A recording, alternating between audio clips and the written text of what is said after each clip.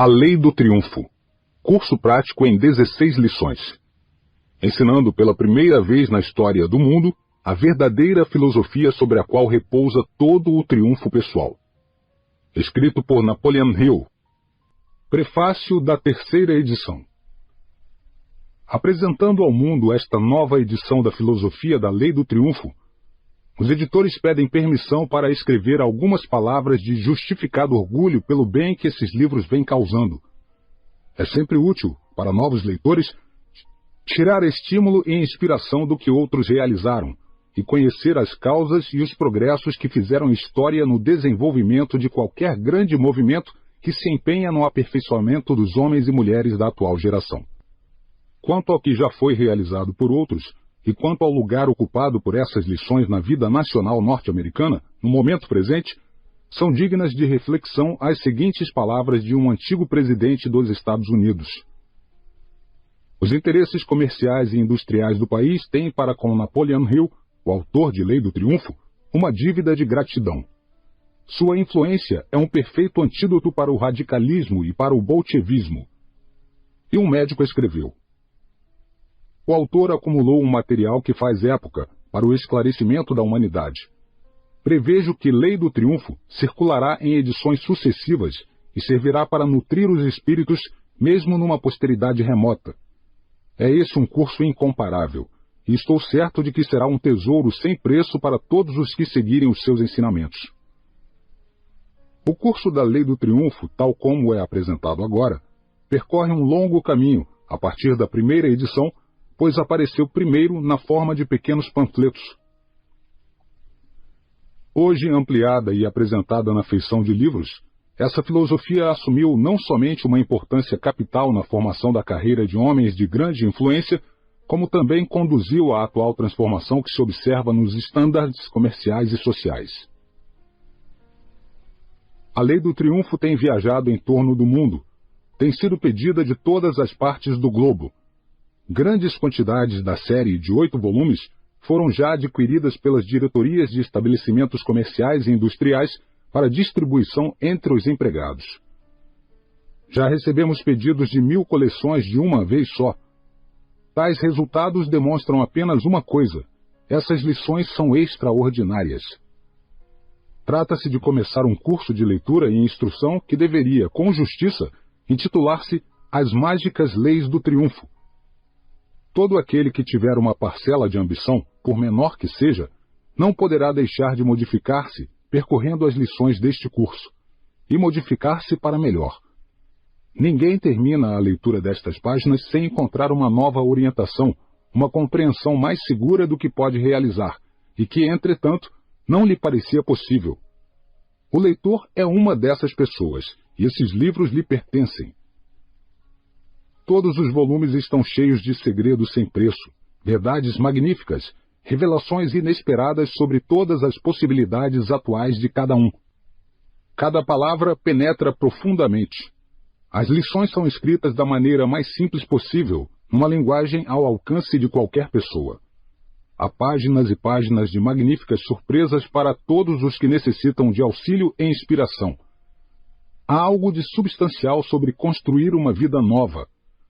Assim, entregamos aos leitores a filosofia da Lei do Triunfo, esperando sinceramente que, com este estudo, alcançarão a felicidade e benefícios sem conta. Os editores. Quem disse que isso era impossível? E que grandes vitórias tem você a seu crédito para julgar os outros com exatidão? Napoleon Hill. Quem disse que isso era impossível? E que grandes vitórias tem você a seu crédito para julgar os outros com exatidão? Napoleon Hill. Introdução geral ao curso da Lei do Triunfo. Declaração pessoal do autor. Há 30 anos, um jovem pastor de nome Gonçalves anunciou nos jornais de Chicago que pregaria numa manhã de domingo um sermão sobre o seguinte tema: o que eu faria se tivesse $1 milhão?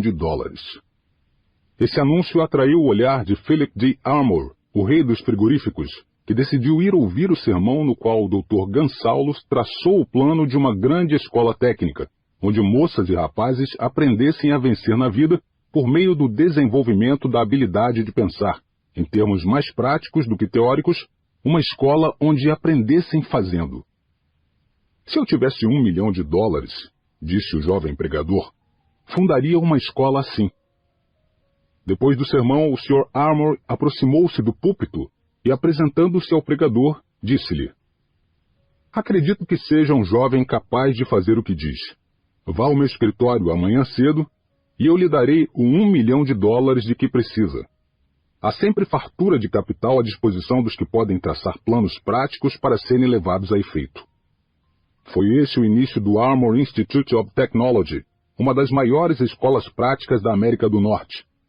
A escola nasceu da imaginação de um rapaz cujo nome nunca ultrapassaria os limites da comunidade em que pregava, se não fosse essa a imaginação e mais o capital de Philip D. Armour.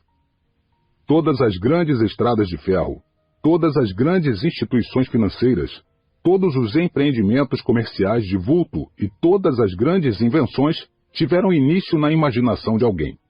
F. W. Woodworth criou na sua imaginação as 5 and 10 cent stories, antes de torná-las uma realidade e de se converter num multimilionário. Thomas Alva Edison criou o fonógrafo e o cinematógrafo, a lâmpada elétrica e dezenas de outras invenções úteis na sua imaginação antes de realizá-las. Durante o grande incêndio que aconteceu em Chicago, dezenas de comerciantes, cujas casas foram tragadas pela voragem das chamas, encontravam-se reunidos, cabisbaixos, em frente aos seus estabelecimentos, olhando a fumaça que saía dos escombros e lamentando os prejuízos. Muitos resolveram ir para outras cidades e recomeçar a vida. No grupo estava Marshall Field, que viu em imaginação a maior cadeia de lojas de departamentos do mundo, erguendo-se no mesmo local onde existira o seu antigo estabelecimento, do qual, naquele instante, só se viam destroços e cinzas. Esse estabelecimento se tornou uma realidade. Feliz do rapaz ou da moça que aprende desde cedo a usar a imaginação, e com maior razão, nesta época de grandes oportunidades. A imaginação é uma faculdade do espírito que pode ser cultivada, desenvolvida, ampliada e a que se dá realidade pelo emprego que dela se faz. Se isso não fosse uma verdade, nunca teria sido criado este curso das 15 leis do triunfo, pois foi primeiro criado na imaginação do autor, originando-se da mera semente de uma ideia, lançada por uma simples observação feita pelo falecido Andrew Carnegie. Qualquer pessoa, esteja onde estiver, seja qual for a sua ocupação, encontrará sempre uma oportunidade para ser mais útil e, portanto, mais produtiva, se desenvolver a sua imaginação e fizer uso dela. Ser bem-sucedido no mundo é sempre uma questão de esforço pessoal. Todavia, é um engano acreditar em alguém que pode vencer sem a cooperação de outros. O triunfo é uma questão de esforço individual, mas somente quanto a decidirmos por nós mesmos o que é que desejamos.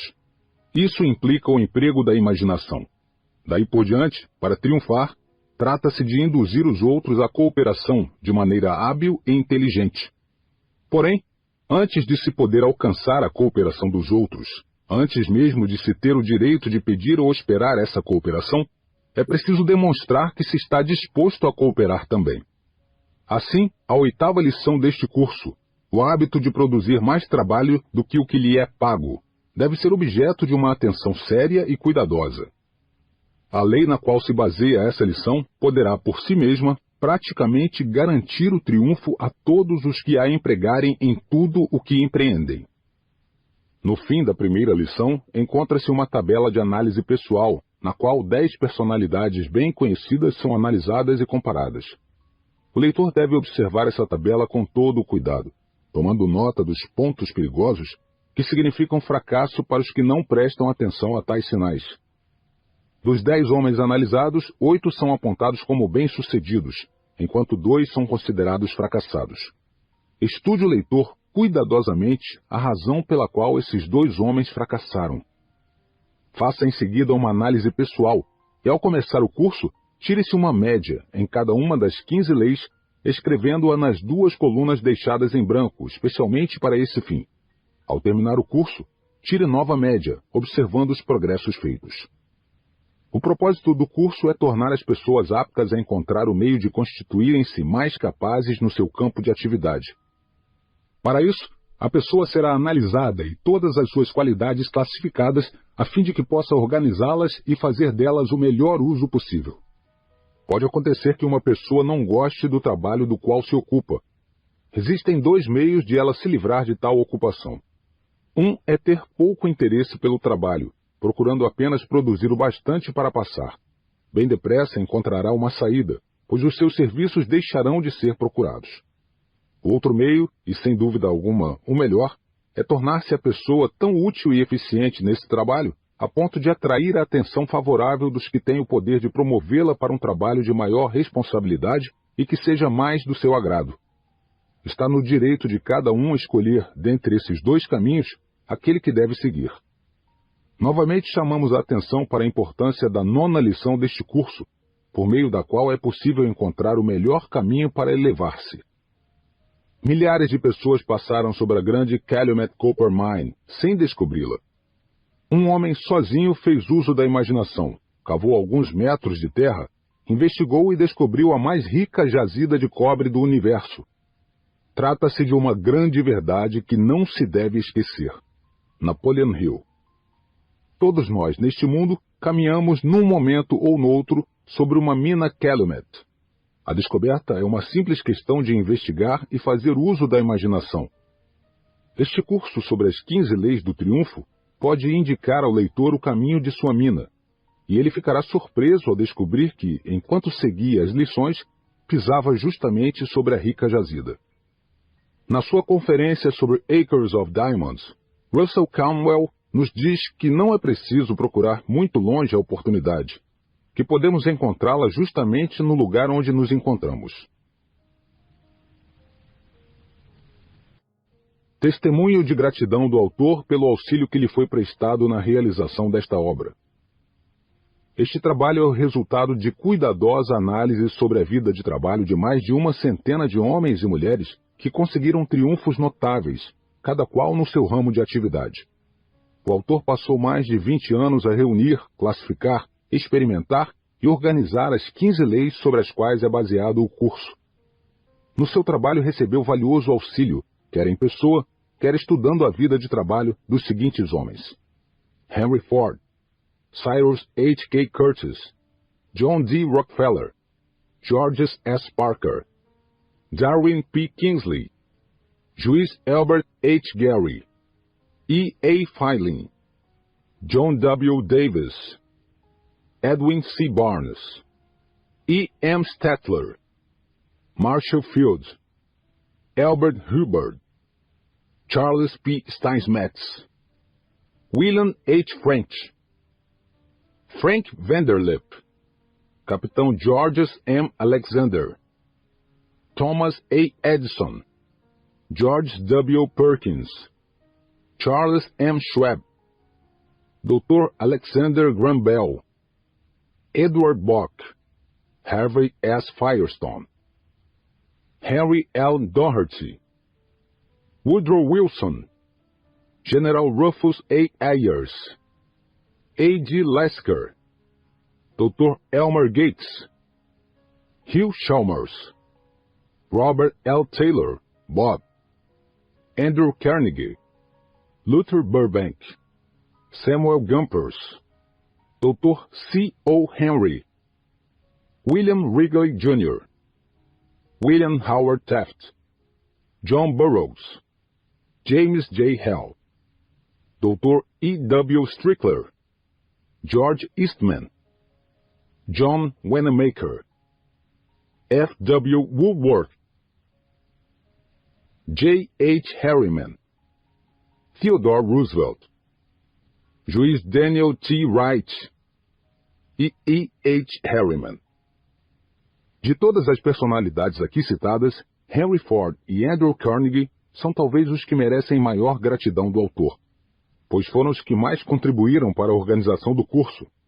Andrew Carnegie foi quem primeiro sugeriu que o escrevesse, e Henry Ford, com a sua vida de trabalho, forneceu muito material que serviu de base para a obra. Alguns dos nomes citados são de homens que já não existem, mas aos que ainda vivem, o autor deseja testemunhar aqui a sua gratidão pelos serviços que lhe prestaram, sem os quais este curso jamais teria sido escrito. O autor estudou a maioria dessas personalidades bem de perto, pessoalmente. Gozou ou goza ainda do privilégio de amizade íntima com muitos deles, o que lhe tornou possível colher, da filosofia pessoal de cada um, fatos que de outra maneira não teria conseguido. Sente-se sumamente grato por ter tido no seu trabalho o auxílio de alguns dos mais poderosos homens da Terra. Tal privilégio constituiria, por si só, recompensa suficiente, ainda que nada mais fosse alcançado. Esses homens foram a espinha dorsal, o alicerce do comércio, das finanças, da indústria e da política norte-americanas. As lições da Lei do Triunfo resumem a filosofia e as normas de proceder que fizeram de todos eles uma grande potência, cada qual no seu campo de atividade. Foi intenção do autor apresentar este curso nos termos mais simples e acessíveis, para que pudesse ser seguido por todos os jovens, ainda em idade de escola secundária. Com exceção da lei psicológica, a que se refere a primeira lição, com o nome de Mastermind, o autor não pretende ter criado coisa alguma de basicamente novo aqui.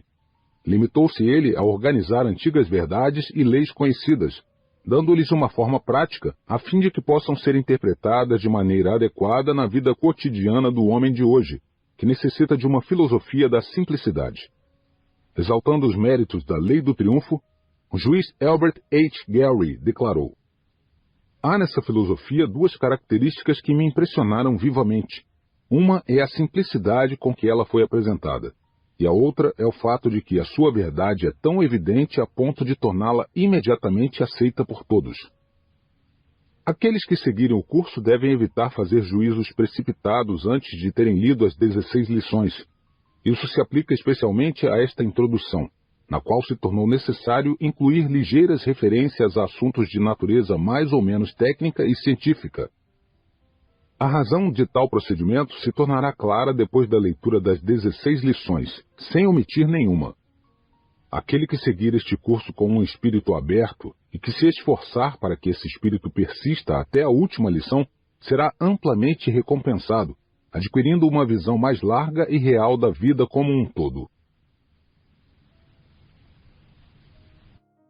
Resumo da lição introdutória. 1. Poder. Em que consiste, como criá-lo e empregá-lo. 2. A cooperação. Psicologia do esforço de cooperação. Como empregá-lo de maneira construtiva. 3. O Mastermind. Como é criado por meio de harmonia de propósito e esforço entre duas ou mais pessoas. 4. Henry Ford, Thomas Edison e Harvey S. Firestone. O segredo da sua força e da sua riqueza. 5. Os 6 grandes. Como, empregando a lei do Mastermind, alcançaram um lucro de mais de 25 milhões de dólares por ano. 6. A imaginação. Como estimulá-la a fim de criar planos práticos e ideias novas. 7. Telepatia. Como o pensamento passa de um cérebro a outro através do éter. Cada cérebro é ao mesmo tempo uma estação transmissora e receptora do pensamento. 8. Como os vendedores e oradores públicos sintonizam com o pensamento do público. 9. Vibração. Tal como é descrita pelo Dr. Alexander Graham Bell, inventor dos telefones de longa distância. 10. Ar e éter. Como conduzem as vibrações. 11. Como e por que as ideias chegam ao cérebro, procedentes de fontes desconhecidas. 12. A história da filosofia da Lei do Triunfo durante um período de mais de 25 anos de pesquisas e experiências científicas.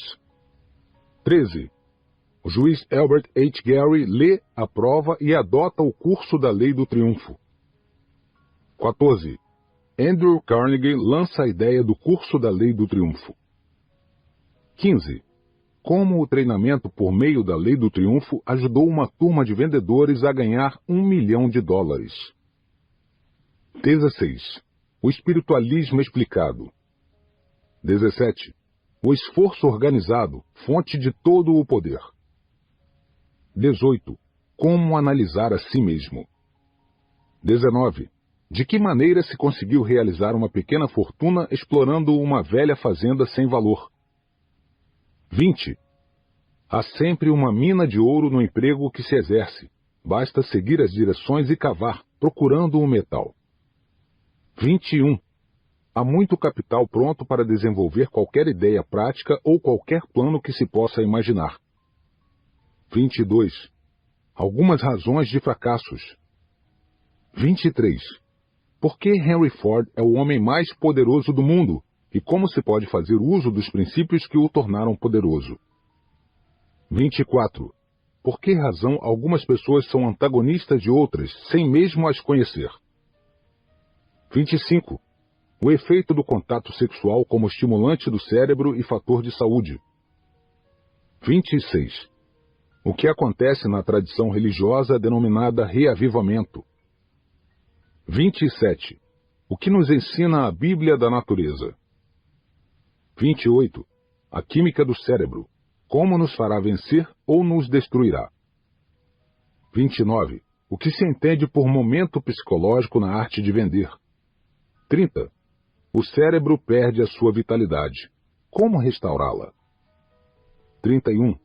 O valor e o sentido da harmonia no esforço de cooperação. 32. Em que consistem as realizações de Henry Ford? A resposta. 33.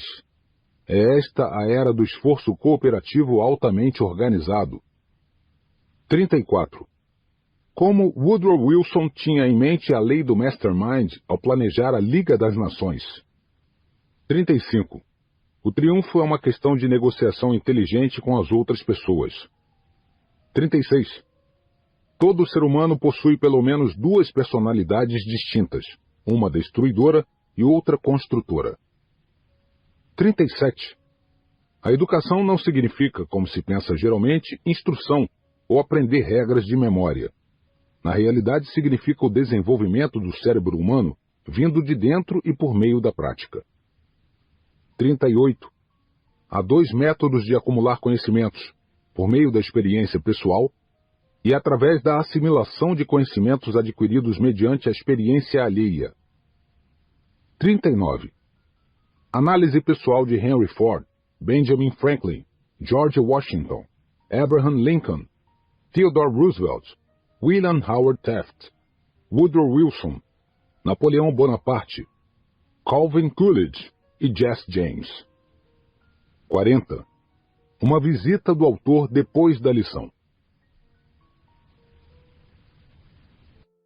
O tempo é um grande mestre que cura as feridas das derrotas temporárias, corrige as desigualdades e os erros do mundo. Com o tempo, nada é impossível.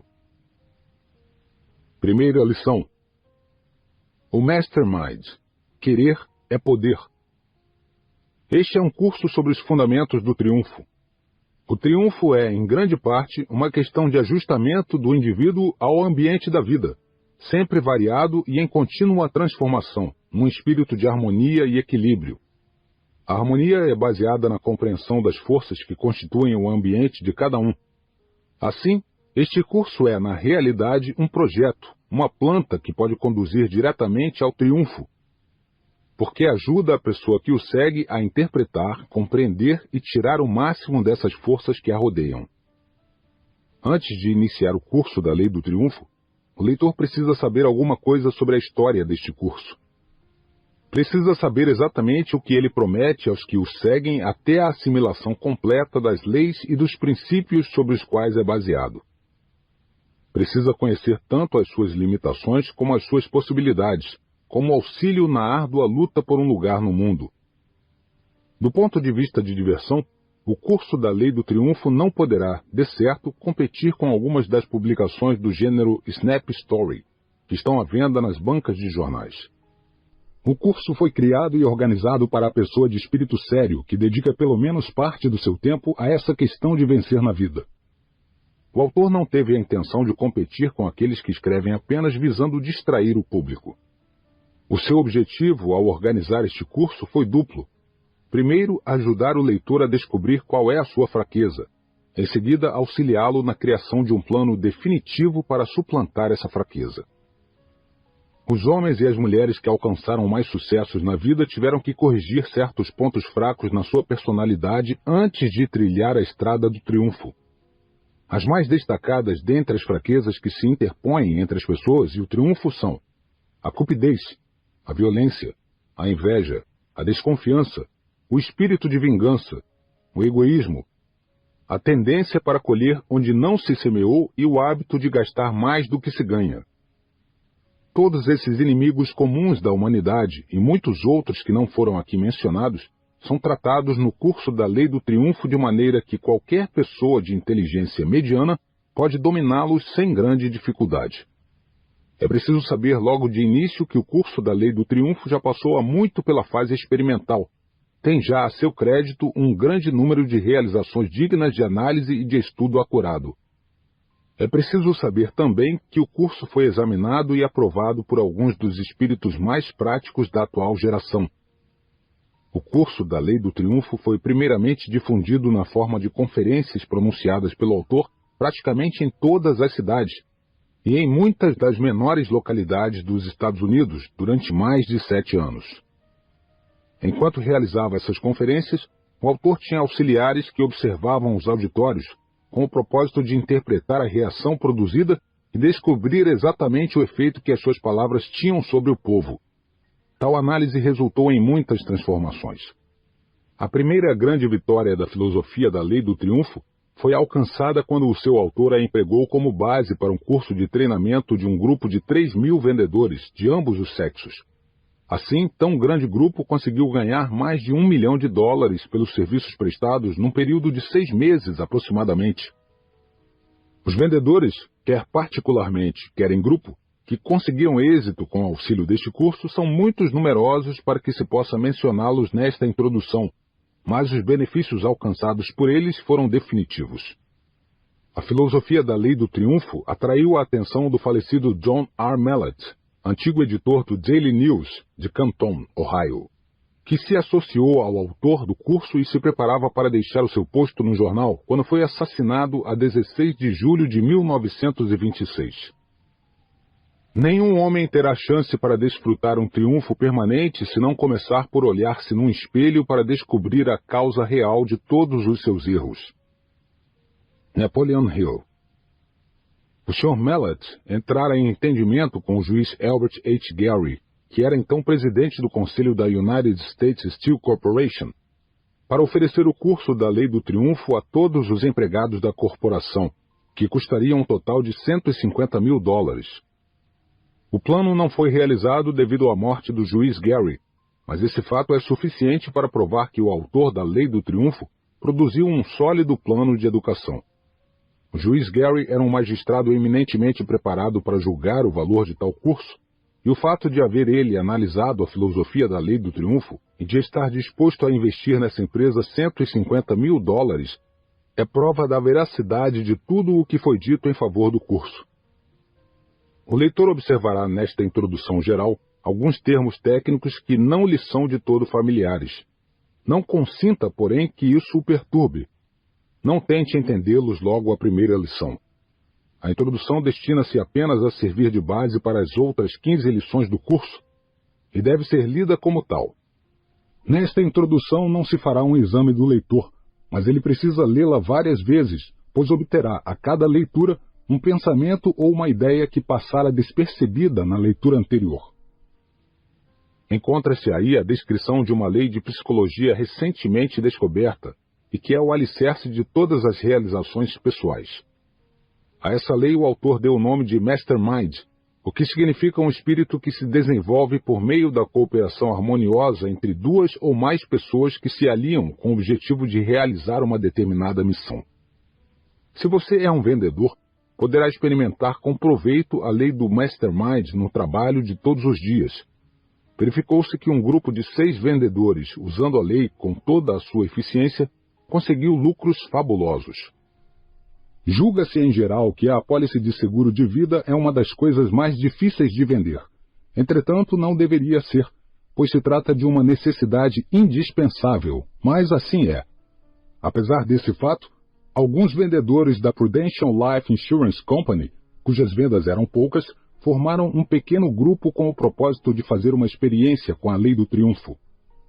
Apesar desse fato, alguns vendedores da Prudential Life Insurance Company cujas vendas eram poucas, formaram um pequeno grupo com o propósito de fazer uma experiência com a lei do triunfo.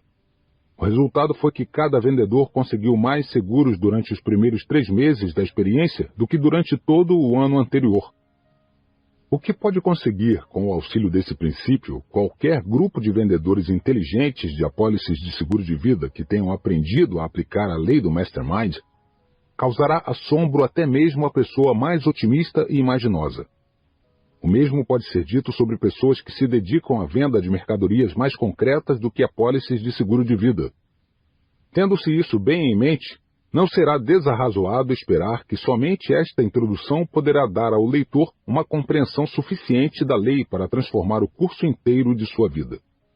É a personalidade dos empregados que determina o grau de sucesso que o negócio irá alcançar. Modifiquemos essa personalidade, tornando-a mais agradável, e os negócios florescerão.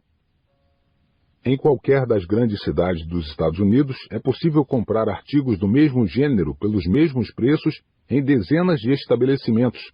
Entretanto, sempre se encontrará uma loja que faz mais negócios do que as outras. A razão disso é que, à frente desse estabelecimento, há um homem ou homens que cuidam seriamente da personalidade dos seus empregados que vão entrar em contato com o público. O público tanto compra personalidades como mercadorias, e pode-se até mesmo perguntar se o povo não se deixa impressionar mais pela personalidade do vendedor do que pelos artigos que compra. O negócio de seguros de vida foi reduzido a bases tão científicas que o custo de um seguro não varia muito de uma companhia para outra. Entretanto, entre centenas de companhias de seguro, menos de 12 realizam o grosso dos negócios nos Estados Unidos. Por quê? É simplesmente uma questão de personalidade. 90% das pessoas que compram apólices nada conhecem sobre o sistema de seguros, e o que é mais extraordinário, parece que não se importam com isso. O que compram realmente é a personalidade agradável de algum agente, homem ou mulher, que saiba o quanto vale cultivar tal personalidade. O objetivo principal de cada um na vida é sucesso. O triunfo, tal como é estudado no curso da Lei do Triunfo, consiste na realização de um objetivo principal definido, sem violação dos direitos alheios. Seja qual for o nosso objetivo na vida, nós o conseguiremos com muito menos dificuldade depois que tivermos aprendido a desenvolver uma personalidade agradável e também a delicada arte de aliar-se com os outros para um determinado empreendimento, sem os atritos e a inveja que levam milhões de pessoas à miséria, à necessidade e ao fracasso todos os anos. Com essa declaração de propósito do curso, o leitor poderá iniciar as lições com a impressão de que a sua personalidade está em vias de passar por uma transformação. Sem poder não se pode alcançar grandes triunfos na vida, e ninguém gozará de poder sem personalidade suficiente para influenciar pessoas à cooperação, num espírito de harmonia. Lição por lição. O resumo que vamos apresentar agora encerra o que se pode esperar obter com as 15 leis do triunfo. 1. Um objetivo principal definido.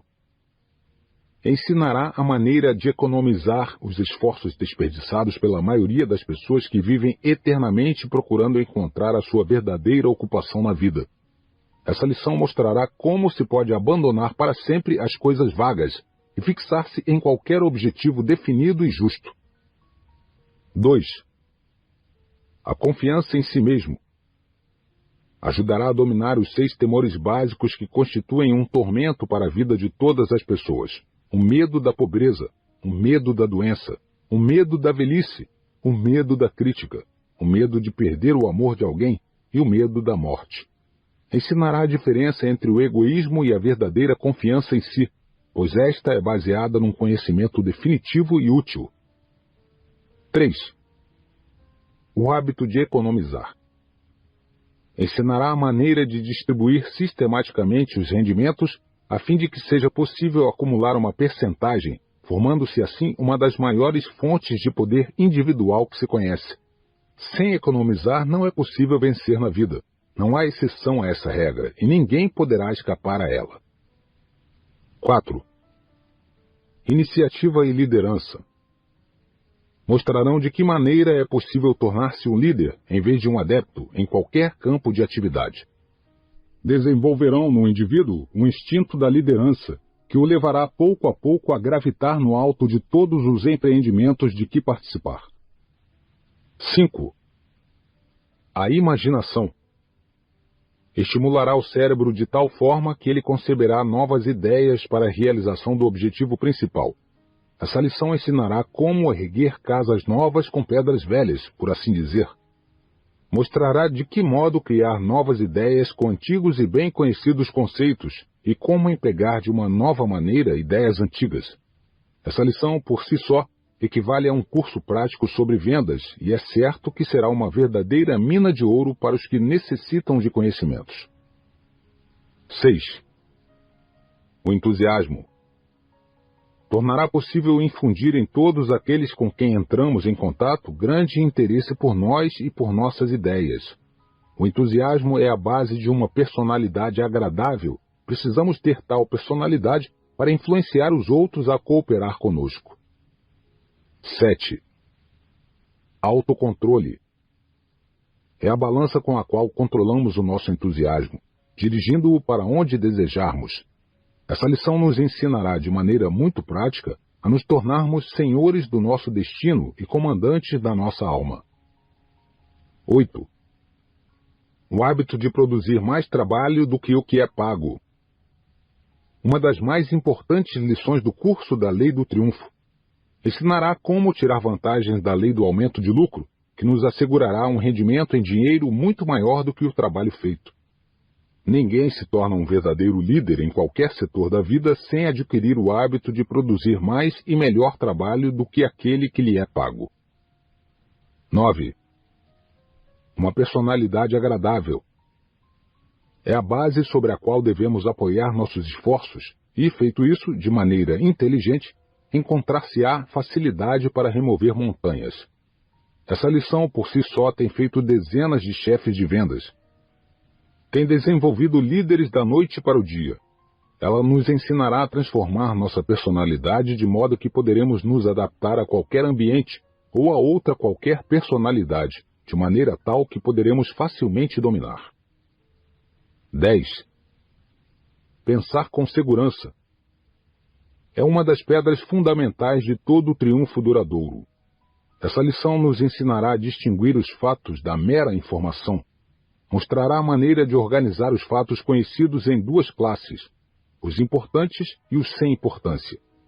Ensinará como determinar um fato importante e ainda a construir planos definitivos e execuíveis para a conquista de qualquer objetivo por meio dos fatos.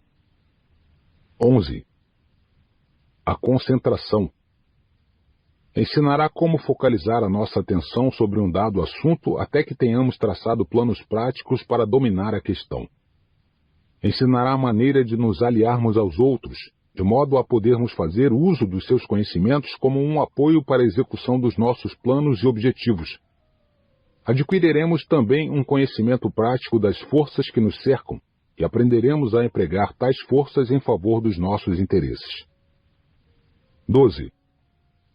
A cooperação. Mostrará o valor do trabalho em conjunto em tudo o que fizermos. Essa lição ensina a maneira de aplicar a lei do Mastermind, descrita na introdução e na segunda lição do curso. Mostrará também o meio de coordenar os nossos próprios esforços com os dos outros, de tal maneira que os atritos, o ciúme, a discórdia e a cupidez serão eliminados. Aprenderemos a fazer uso de tudo o que as outras pessoas aprenderam sobre o trabalho em que nos empenhamos. 13. Tirar proveito dos fracassos. Ensinará como fazer degraus decisivos dos erros e fracassos, passados e futuros. Mostrará a diferença entre fracasso e derrota temporária, diferença essa que é imensa e de grande importância. Ensinará de que maneira tirar proveito dos próprios fracassos e dos fracassos dos outros. 14. A tolerância. Ensinará como evitar os desastrosos efeitos dos preconceitos religiosos e raciais que significam derrota para milhões de pessoas que se deixam prender nas malhas de argumentos absurdos sobre tais assuntos, que envenenam seus espíritos e fecham a porta à razão e à investigação.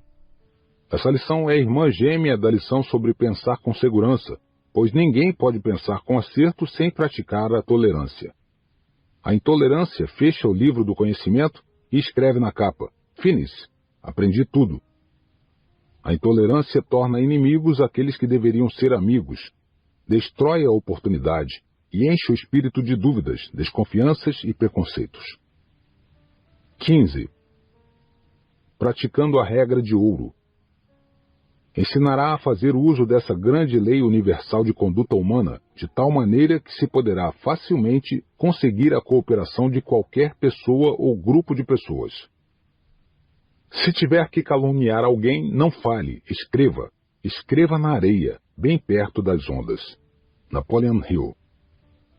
A falta de compreensão da lei sobre a qual repousa a filosofia da regra de ouro é uma das principais causas do fracasso de milhões de pessoas que permanecem na miséria ou na pobreza durante toda a vida. Essa lição, entretanto, nada tem a ver com religião, sob qualquer forma, ou com sectarismo, como, aliás, qualquer outra das lições do curso sobre a Lei do Triunfo. Depois que o leitor tiver dominado as 15 leis, o que pode ser conseguido num período de 15 a 30 semanas, estará apto a desenvolver poder pessoal suficiente para assegurar a obtenção do seu objetivo principal definitivo. O propósito dessas 15 leis é desenvolver ou ajudar a organizar todo o conhecimento que o leitor possui e tudo o que adquirir para o futuro, de modo a permitir que tudo isso se transforme em força, em poder. Aquele que seguir as lições do curso da Lei do Triunfo deve ter sempre ao lado um caderno de notas, pois observará que durante a leitura começarão a surgir as ideias, bem como os meios de empregar essas leis em benefício dos seus interesses. O leitor deve também começar a transmitir as lições àqueles por quem mais se interessa, pois é fato bem conhecido que é ensinando que mais se aprende qualquer assunto. Aqueles que tiverem filhos e filhas ainda jovens poderão fixar tão indelevelmente as 15 leis do triunfo nos seus espíritos a ponto de transformar inteiramente o curso da sua vida. Os chefes de família encontrariam vantagem em seguir este curso com as esposas, e isso por motivos que se tornarão claros antes de terminada a leitura da introdução. O poder é um dos 3 objetivos básicos do esforço humano. Há 2 classes de poder: a que é desenvolvida através da coordenação de leis físicas naturais e a que nasce da organização e classificação do conhecimento. O poder que se origina do conhecimento organizado é o mais importante, porque dá ao homem um instrumento que ele pode transformar, oferecendo-lhe nova direção, e por meio dele dominará até certo ponto a outra forma de poder. O objetivo deste curso é indicar o caminho que se pode trilhar com segurança para colher os fatos necessários à aquisição do conhecimento. Há 2 métodos principais de adquirir conhecimento, a saber: estudar, classificar e assimilar fatos que já tenham sido organizados por outras pessoas, colher, organizar e classificar por método próprio os fatos geralmente chamados de experiência pessoal. Essa lição trata principalmente dos modos de estudar os fatos e dados reunidos e classificados por outras pessoas. O grau de progresso conhecido por civilização é apenas a medida do conhecimento que a raça humana acumulou. Há 2 espécies de conhecimento, mental e físico. Entre os conhecimentos úteis que organizou, o homem catalogou os 92 elementos químicos ímpares que constituem todas as formas materiais no universo. Por meio de estudo, análise e medidas cuidadosas, o homem descobriu a grandeza do lado material do universo, representada pelos planetas, sóis e estrelas, alguns dos quais, segundo se sabe, são 10 milhões de vezes maiores que a pequenina Terra em que vivemos. Por outro lado, o homem descobriu a pequenez das formas físicas que constituem o universo, reduzindo os mesmos 92 elementos químicos a moléculas, átomos e, finalmente, a partícula mínima, o elétron. Um elétron não pode ser visto. É apenas um centro de forças consistindo num positivo ou num negativo. O elétron é o começo de tudo o que tem a natureza física. Moléculas, átomos e elétrons. Para compreender tanto o detalhe como a perspectiva do processo por meio do qual o nosso conhecimento é reunido, organizado e classificado, parece essencial para o leitor começar pelas menores e mais simples partículas da matéria física, pois estas são o ABC com que a natureza formou toda a estrutura da parte física do universo. A molécula consiste em átomos, que são pequenas partículas invisíveis de matéria, movendo-se continuamente com uma velocidade do relâmpago, exatamente de acordo com o mesmo princípio segundo o qual a Terra gira em torno do Sol. Essas pequenas partículas da matéria, conhecidas como átomos, que vivem nesse giro contínuo, são formadas de elétrons, que são as partículas mínimas da matéria física.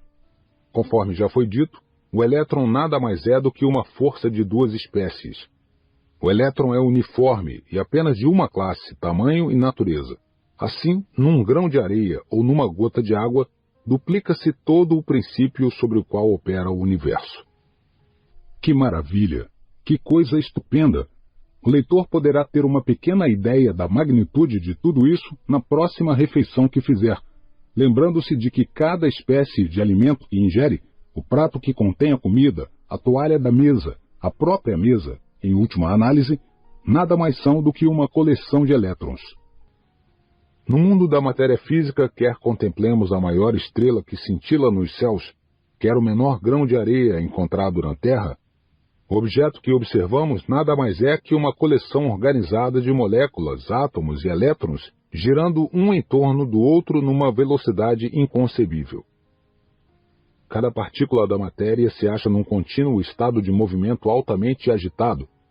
Quase toda a matéria, entretanto, aparentemente não tem movimento. Não há matéria sólida. A mais rija peça de aço nada mais é do que uma massa organizada de moléculas, átomos e elétrons em movimento. Mais ainda, os elétrons numa peça de aço são da mesma natureza, animados da mesma média de velocidade que os elétrons do ouro, da prata, do bronze ou do estanho. As 92 formas físicas de matéria parecem ser diferentes umas das outras, e são diferentes porque são feitas de diferentes combinações de átomos, conquanto os elétrons nesses átomos sejam sempre os mesmos. Apenas alguns são positivos e outros são negativos, o que significa que alguns contêm uma carga positiva e outros uma carga negativa de eletrificação. Por meio da química, a matéria pode ser partida em átomos, que são em si mesmos imutáveis. Os 92 elementos são criados mediante as combinações e transformações das posições dos átomos.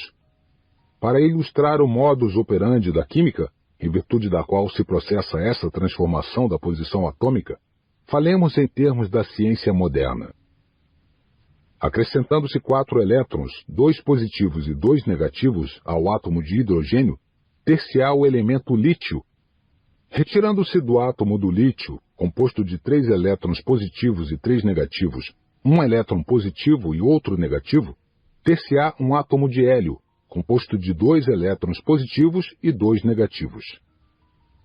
Nada tema se encontrar alguma oposição.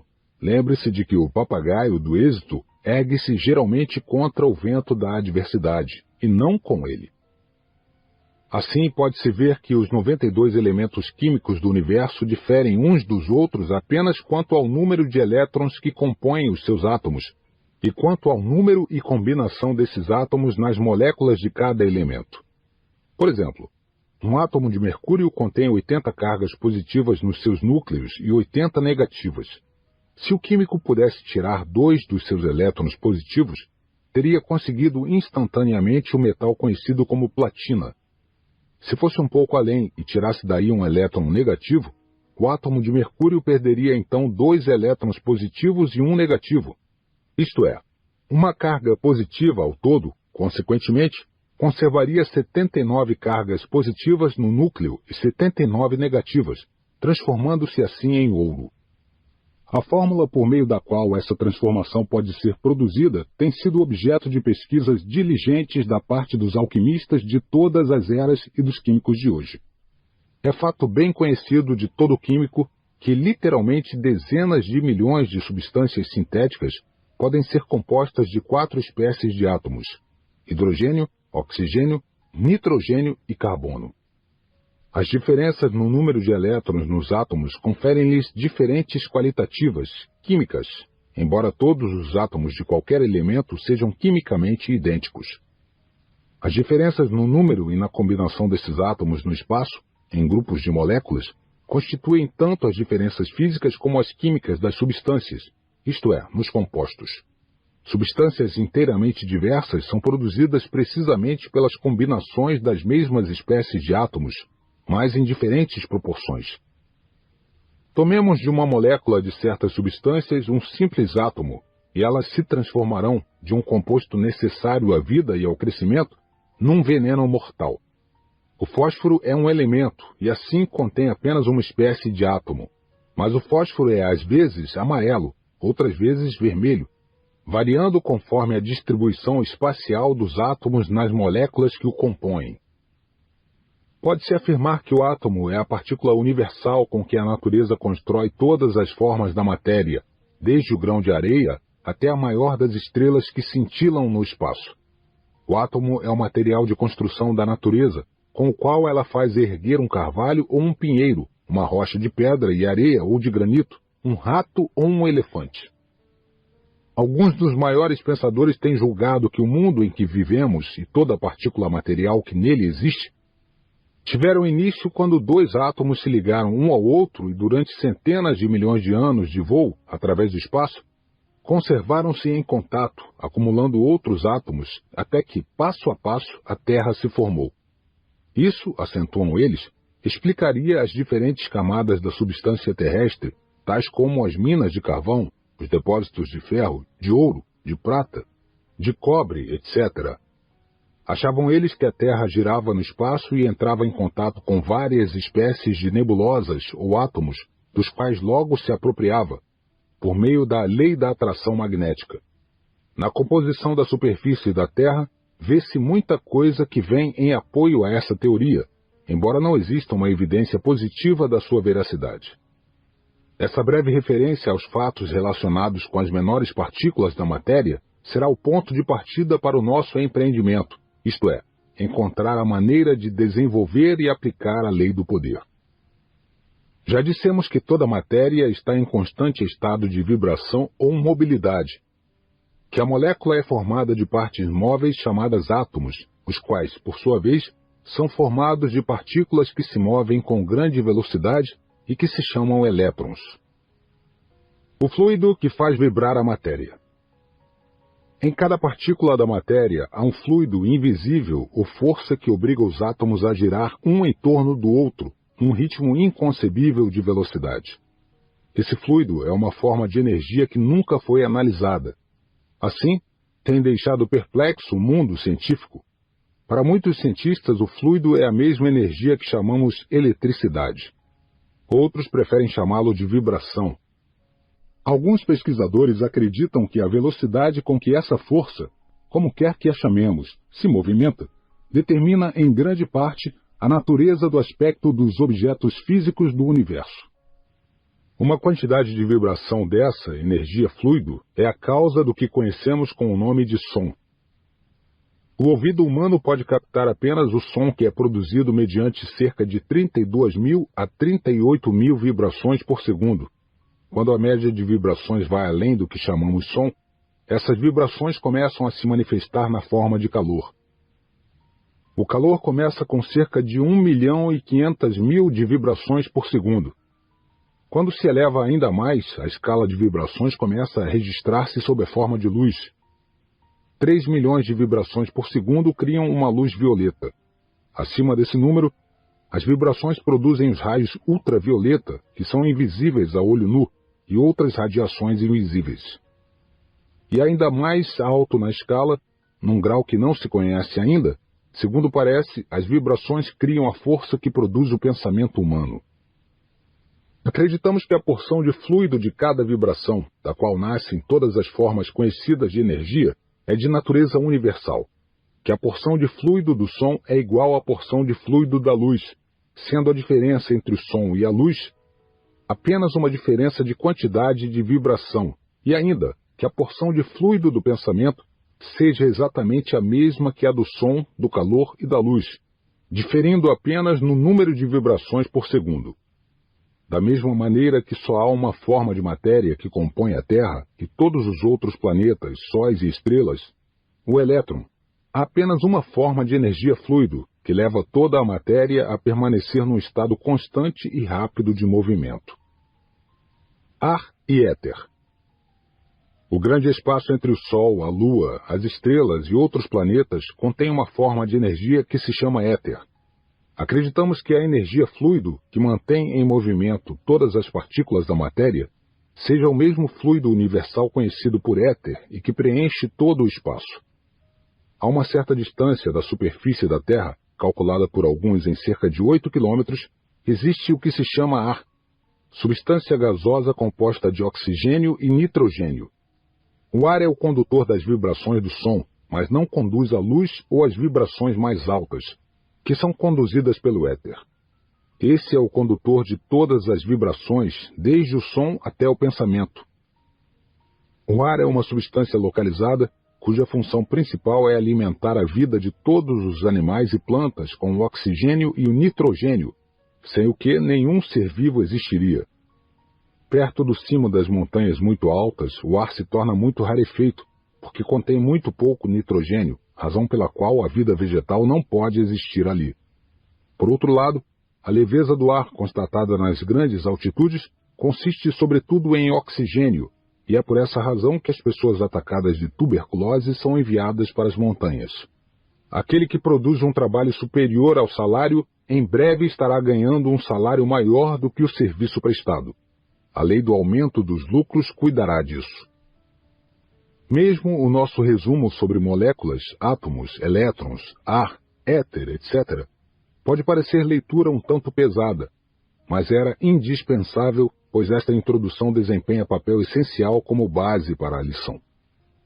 Que o leitor não desanime se a descrição que acabamos de fazer não lhe tiver produzido os efeitos emocionantes de um conto. Mas é preciso empenhar-se seriamente em encontrar as suas possibilidades e a maneira de organizá-las e aplicá-las.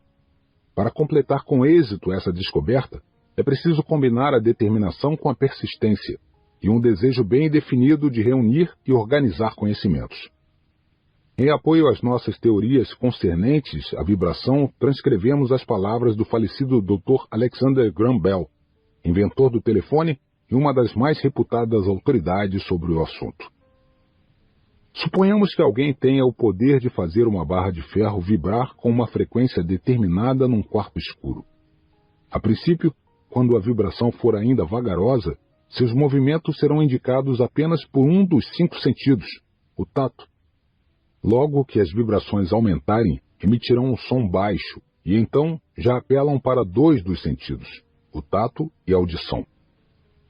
Com cerca de 32 mil vibrações por segundo, o som tornar-se-á bem alto e agudo, mas com 40 mil vibrações será quase imperceptível, e os movimentos da barra de ferro não serão mais percebidos pelo tato. Deixam de ser percebidos pelos sentidos humanos. Deste ponto, a aproximadamente 1.500.000 vibrações por segundo, não temos nenhum sentido capaz de apreciar qualquer efeito das mesmas. Depois de alcançada essa fase, o movimento é indicado primeiro pela sensação da temperatura, e então, quando a barra de ferro se torna rubra, impressiona a visão. Acima teremos os raios ultravioleta e outras radiações invisíveis, algumas das quais podem ser percebidas por meio de aparelhos e empregadas por nós. Ocorreu-me que deve haver muito a aprender sobre o efeito dessas vibrações no grande abismo onde os sentidos humanos não são capazes de ouvir, ver ou sentir movimentos. O poder de enviar mensagens pelo telégrafo sem fio, por meio das vibrações do éter, põe uma ponte sobre o abismo, mas esse é tão grande que há muita coisa por fazer. É preciso fabricar máquinas que forneçam praticamente novos sentidos, como fazem os instrumentos da telegrafia sem fio. Poder-se-á afirmar, ao se refletir sobre esse grande abismo, que não existem muitas formas de vibração que podem dar resultados tão maravilhosos ou até mesmo mais do que as ondas do rádio. Parece-me que nesse abismo jazem as vibrações que julgamos abandonadas pelos nossos cérebros e células nervosas quando pensamos. Mas então, novamente, elas poderiam elevar-se na escala além das vibrações que produzem os raios ultravioleta. Precisamos de um fio para transmitir essas vibrações? Não passarão elas através do éter sem qualquer fio, exatamente como fazem as ondas hertzianas? Como serão elas percebidas pelo receptor? Ouvirá ele uma série de sinais ou sentirá que os pensamentos de outros homens penetraram no seu cérebro?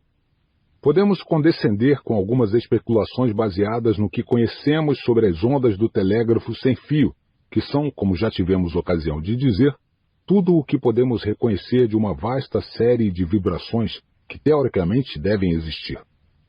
Se as ondas do pensamento são iguais às ondas do rádio, elas devem passar do cérebro e fluir infinitamente em torno do mundo e do universo.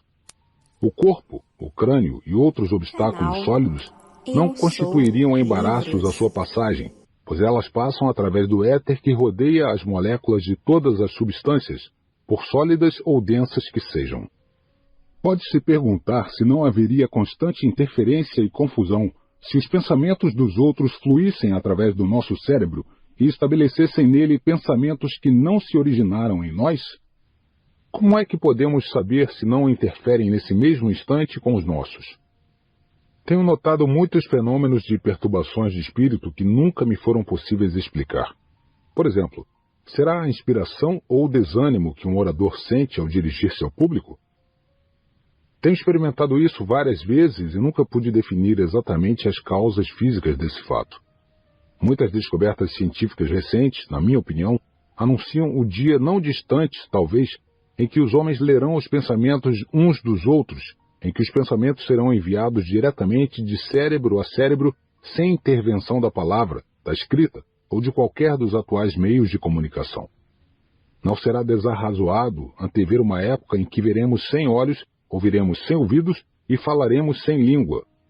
Em suma, a hipótese de que um espírito pode comunicar-se diretamente com o outro se apoia na teoria segundo a qual o pensamento, ou força vital, é uma forma de perturbação elétrica, que pode ser captada por indução e transmitida à distância através de um fio ou simplesmente através do éter, como no caso das ondas do telégrafo sem fio. Muitas analogias sugerem que o pensamento tem a mesma natureza de um distúrbio elétrico. Um nervo, que é da mesma substância do cérebro, é excelente condutor da corrente elétrica. A primeira vez que passamos uma corrente elétrica pelos nervos de um morto, ficamos estarrecidos ao vê-lo levantar-se e mover-se. Os nervos eletrificados produziam a contração dos músculos como acontece em vida. Parecem agir sobre os músculos como a corrente elétrica age sobre um eletromagneto. A corrente magnetiza uma barra de ferro colocada em ângulo reto com a mesma, e os nervos produzem, através da corrente intangível da força vital que os percorre, a contração das fibras musculares que são dispostas em ângulo reto com eles. Seria possível citar muitas razões mostrando como o pensamento e a força vital podem ser considerados como sendo da mesma natureza que a eletricidade. Sustenta-se que a corrente elétrica é uma onda do éter em movimento, uma onda do éter. Essa substância hipotética que enche todos os espaços e cerca todas as substâncias. Acreditamos que deve haver éter, pois sem ele a corrente elétrica não poderia passar pelo vácuo ou a luz do Sol através do espaço. É razoável acreditar que apenas uma onda semelhante em movimento possa produzir os fenômenos do pensamento e da força vital. Podemos afirmar que as células do cérebro agem como uma bateria e que a corrente produzida corre através dos nervos. Mas isso terminará aí? Não passará além do corpo em ondas que fluem em torno do mundo, imperceptíveis aos nossos sentidos, do mesmo modo que as ondas do telégrafo sem fio passaram despercebidas antes que Hertz e outros descobrissem sua existência? Cada cérebro é, ao mesmo tempo, uma estação transmissora e receptora. Temos provado inúmeras vezes, para nossa própria satisfação pelo menos, que todo cérebro humano é, ao mesmo tempo, uma estação transmissora e receptora para as vibrações da frequência do pensamento. Se essa teoria se tornar uma realidade, e se for possível estabelecer métodos adequados de controle, imagine-se a importância que isso terá para o trabalho de reunir, classificar e organizar conhecimentos. A simples ideia de tal possibilidade faz vacilar o nosso espírito. Thomas Paine foi um dos maiores espíritos do período revolucionário americano. A ele, talvez mais que a qualquer outro, devemos o início e o resultado feliz da Revolução, pois foi o seu espírito elevado que ajudou tanto a redigir a Declaração da Independência como a convencer os signatários do documento a traduzi-lo em termos de realidade. Falando sobre a origem desse grande depósito de conhecimento, Paine assim o descreveu. Quem quer que tenha feito observações sobre o estado do progresso do espírito humano, estudando o seu próprio espírito, não pode deixar de ter notado que existem duas classes distintas de pensamentos. Os que produzimos em nós mesmos, por meio da reflexão e do ato de pensar, e os que se esgueiram no nosso cérebro por conta própria. Adotei sempre a regra de tratar com civilidade esses visitantes voluntários, tendo o cuidado de examiná-los tanto quanto possível para ver se mereciam ser cultivados. E é com esses pensamentos que tenho adquirido quase todo o conhecimento que possuo. Quanto à instrução adquirida por todos os que frequentam escolas, serve apenas como um pequeno capital para colocar o indivíduo em condições de aprender por si mesmo daí em diante. Afinal de contas, toda pessoa que tem instrução é sempre o seu próprio professor. Isso pela simples razão de que os princípios não podem ser aprendidos de cor. O seu lugar de residência, no espírito, é a compreensão, e eles nunca são tão duradouros como quando começam por concepção. Nas palavras de Paine, que acabamos de transcrever, o grande patriota e filósofo americano referiu-se a uma experiência que, num momento ou noutro, é a experiência de todos nós. Existirá alguém tão infeliz a ponto de não ter tido evidências positivas de que os pensamentos, até mesmo ideias completas, surgem no cérebro vindo de fontes externas? Cada fracasso é uma bênção disfarçada, pois nos dá sempre uma lição que de outra maneira talvez nunca aprendêssemos. Quase todos os fracassos são apenas derrotas temporárias. Que meio de condução existiria para tais visitantes a não ser o éter, que preenche o espaço sem limites do universo? É ele o meio de condução para todas as formas de vibração que conhecemos, tais como o som, a luz e o calor. Por que motivo não seria também o meio de transmitir a vibração do pensamento? Cada espírito ou cérebro está diretamente ligado a outros espíritos por meio do éter. Cada pensamento emitido por um cérebro é imediatamente apanhado e interpretado por todos os outros que estão em contato com o cérebro transmissor.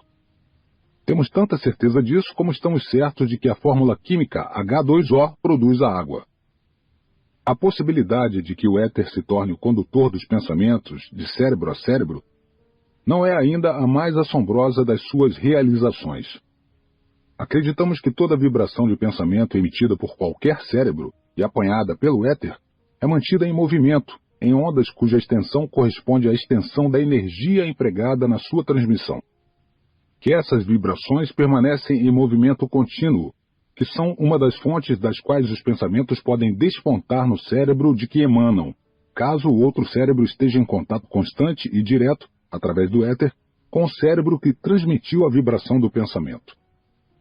Desse modo, veremos, se essa teoria for um fato, que espaço sem limites do universo é e continuará a ser uma biblioteca mental, na qual podem ser encontrados todos os pensamentos transmitidos pela humanidade. Lançamos aqui os alicerces para uma das mais importantes hipóteses enumeradas na lição sobre a confiança em si mesmo, fato que o estudante deve ter em mente quando se aproximar dessa lição. É uma lição sobre o conhecimento organizado. A maioria do conhecimento útil de que a raça humana se tornou herdeira foi cuidadosamente preservada e sinceramente anotada na Bíblia da Natureza. Voltando às páginas dessa Bíblia inalterável, o homem lê a história da terrível luta que permitiu o crescimento da civilização da nossa época. As páginas dessa Bíblia são formadas de elementos físicos que constituem a Terra e os outros planetas, e do éter, que preenche todos os espaços. Crer em heroísmo é fazer heróis, diz Raleigh. Voltando às pinturas rupestres ocultas na superfície da Terra, o homem encontrou ossos, esqueletos, pegadas e outros sinais indiscutíveis da história da vida animal, que a natureza ali semeou para esclarecê-lo e guiá-lo em períodos de tempo de incrível duração. As grandes páginas de pedra da Bíblia da Natureza, encontradas na Terra, e as páginas sem fim da Bíblia constituída pelo éter, que registrou todo o pensamento humano no passado, constituem uma fonte autêntica de comunicação entre o Criador e o homem. Essa Bíblia foi iniciada antes de o homem atingir a fase do pensamento. ou mesmo antes de ter ele alcançado o grau de desenvolvimento da ameba, animal unicelular.